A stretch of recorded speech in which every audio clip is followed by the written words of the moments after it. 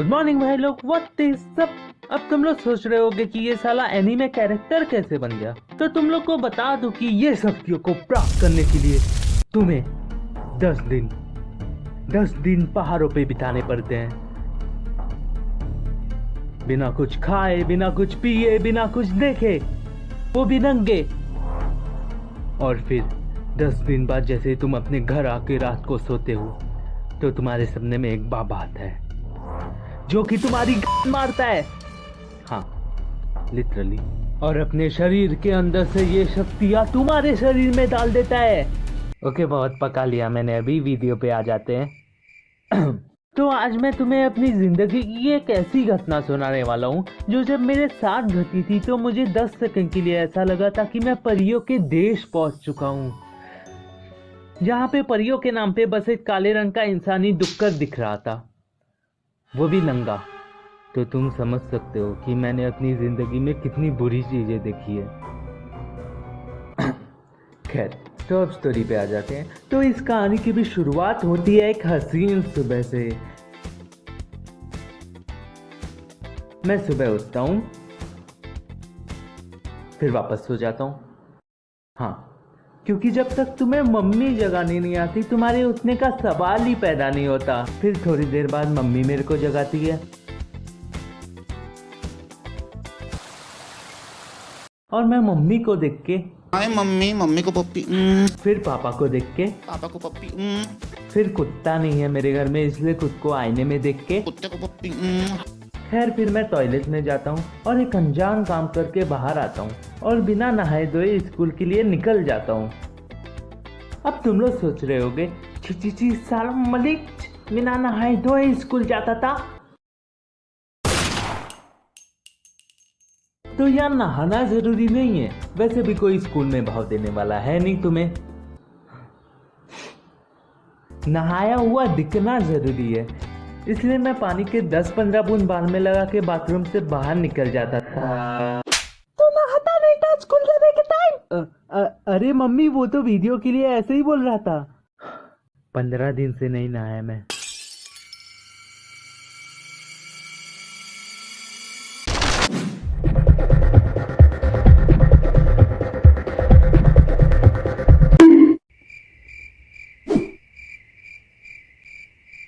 खैर फिर स्कूल पहुंचने के बाद पहले के 1-2 पीरियड तो एकदम नॉर्मल जाते हैं, टीचर आती है, कुछ बक के चली जाती है और मैं एज यूजुअल फालतू की चीजों पे टाइम वेस्ट नहीं करता, यू नो। तभी 9वीं में फेल हुआ था। ए तू जा रे। अब यहाँ तक पहुँचने के बाद मैं तुम्हें बता दूं कि उस टाइम पे बच्चों के अंदर एक अलग ही लेवल का कीड़ा था। नहीं सच में, क्लास में पढ़ाई के अलावा सब चालू है।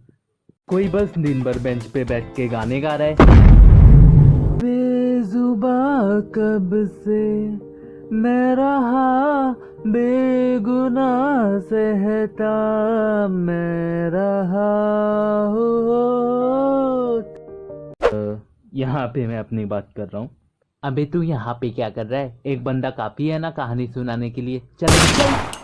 और कोई तो अपने ही ख्यालों में खोया है। काश इस दुनिया में पोकेमॉन होते तो मैं पिकाचू से रोज अपने स्कूल का होमवर्क करवाता और बस पे रोज पानी डालता, ह्यूमन मेड वाटर, और 4 महीने से स्कूल में आग लगा देता और स्कूल के अंदर से अकेला सबको बचा के बाहर निकालता, सिवाय सुमित के। साले ने मेरी पेंसिल चुरा ली थी और पिजिया पे रूपा के साथ वलतूर पे जाता और हवे में उड़ते उड़ते उसको किस करता, ओह ये, और स्क्वाटर से हगने के बाद अपनी गांड। ठीक है। और हम बच्चों के अंदर के इसी कीड़े ने आविष्कार किया एक नए खेल का, बैट। अब जिन्हें इसके बारे में नहीं पता वो बस एक बार ये वीडियो देख ले। चालू हो जा, एक सेकेंड। हाँ, वो पुराना फोन है ना इसलिए हैंग हो रहा है। साले तेरी माँ की साले, चालू हो। हाँ हो गया। प्रथम ऑप्स बैट लगाएगा क्या? नहीं यार, मुझे मार खाने से डर लगता है। अरे लगाना, धीरे से मारेंगे एक दूसरे को। अच्छा धीरे से, चल तू बोलता है तो लगा लेता हूँ। अच्छा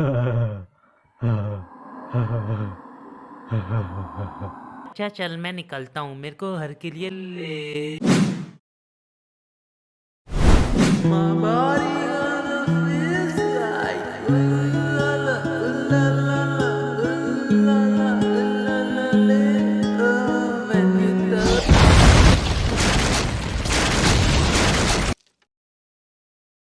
ऑप्स भाई।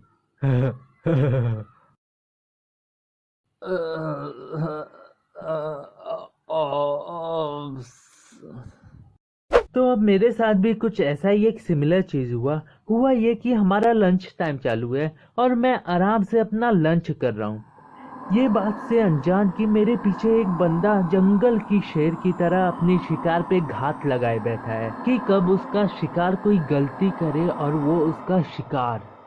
अब जैसे ही मैं लंच करके अपने बेंच से उठा, वैसे ही मेरे पीठ पे एक जोर का मुक्का आता है, जो जब मुझे लगता है तो मेरी रूह कांप जाती है और मेरी आत्मा दूसरे यूनिवर्स में ट्रैवल करने ही वाली रहती है कि इतने में पीछे से एक आवाज आती है, ऑप्स भाई। भाई तूने एक बंदे को मौत के करीब पहुंचा दिया था ये गेम में, और उस टाइम मेरे पास डोरेमोन भी नहीं था कि उससे मैं कोई गैजेट मांग लूं। हाय रवि, मैं तुम्हारी मदद करने फ्यूचर से आया हूँ। अच्छा तू मेरी मदद करने फ्यूचर से आया है? हाँ एक सेकंड। हाँ हाँ साला जब जरूरत थी तब तो आया नहीं, अब आ रहा है। खैर फिर उसके बाद मैं क्लास में बहुत ही गंदी तरह से रोने लगता हूँ और फिर थोड़ी देर बाद मैम आके मुझसे पूछती है कि क्या हुआ मेरा बच्चा, क्यों रो रहे हो? और मैं एक आज्ञाकारी विद्यार्थी की तरह मैम को सब सच सच बता देता हूँ। हाँ, जिसकी वजह से जिसने क्लास में ऑप्स बैच लगाया था मैम उन सबको बाहर निकालती है। हाँ, मेरी वजह से पूरे क्लास के एल लग गए। फिर उसके बाद आधी क्लास मैम के पीछे खड़ी हो जाती है जिसने भी ऑप्स बैच लगाया था, और उसमें से एक दो लड़कियां भी थी। और फिर मैम उस लड़के को बुलाती है जिसने मुझे मारा था। और बाय द वे बता दूं कि इसका नाम जेम्स है, जेम्स बॉन्ड वाला नहीं, क्योंकि इसका क्लास में किसी के साथ बॉन्ड अच्छा नहीं था। तू 2 मिनट शांत बैठेगा? हो हाँ सॉरी, तेरे तो लगने वाले हैं। और हाँ एक चीज तो मैं बताना ही भूल गया, मैम के हाथ में हम सभी के बचपन का दुश्मन और टीचरों का ब्रह्मास्त्र, ये लोहे का स्केल भी था। तू अपनी जगह पे खड़ा रहना। Oh sorry.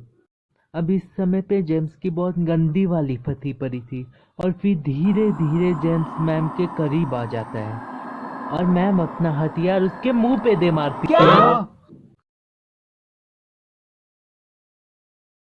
सॉरी, मैम अपना स्केल उसके मुंह पे दे मारती है। बच्चा मारेगा भूस।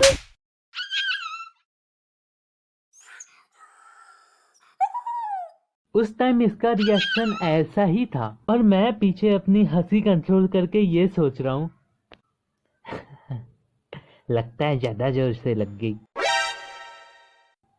नहीं साले, रगड़ने में मजा आता है मेरे को, इसलिए तो रगड़ रहा हूँ। डोरेमोन, जेम्स ने मुझे मारा। डोरेमोन मुझे कोई गैजेट देना। किधर है तू, किधर है तू मादर। छोड़ो यार अब उस बात को। उसके बाद मैम ने मम्मी को कंप्लेन कर दी और फिर घर पर मम्मी ने मेरे साथ ऑफ बैच खेला। खैर आज के लिए बस इतना ही। स्टोरी और वीडियो तुम्हें कैसी लगी ये कमेंट में बता देना। यार बहुत भूख लगी है। डोरेमोन वड़ा पाव खिलाएगा क्या? ले मेरा। खैर मैं मिलता हूँ तुम लोग से अगली वीडियो में, तब तक के लिए लाइक और शेयर ठोक देना और सब्सक्राइब की नहीं साले, तेरी आनी चाहिए। अलविदा। ए साले क्या कर रहा है? अरे रुकना, थोड़ा वड़ा पाव खाने का मन था। ये लंबा लंबा क्या है? वो नन्नू है मेरा।